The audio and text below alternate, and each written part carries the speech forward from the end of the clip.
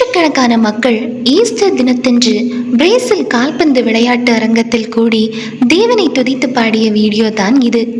Easter தினம் தேவன் பாடுகள் பட்டு மரித்து உயிர்த்த தினம், கொண்டாடப்பட வேண்டிய தினம்தான். ஆனால் கொண்டாட்டத்தில் மட்டும் முடித்து கொள்ளக்கூடாது என்பதற்கான சான்று தான் இந்த வீடியோ.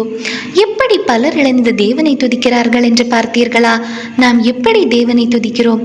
இயேசு மரித்து உயிர்த்து பரமேறிய போது கலிலேயராகிய மனுஷரே, தேவகுமாரன் எப்படி வானத்துக்கு எடுத்துக்கொள்ளப்பட்டாரோ அப்படியே திரும்ப வருவார் என கூறப்பட்டது. ஆம், நம் தேவன் வரப்போகிறார். குழந்தை இயேசுவாக அல்ல, ராஜாதி ராஜாவாய் துதிகளின் மத்தியில் வாசம் செய்யும் தேவனை இந்த ஜனங்களைப் போல துதித்து பாடி அவர் ராஜ்யத்தில் சென்று அவரை துதிக்க ஆயத்தப்படுவோம். ஆமீன்.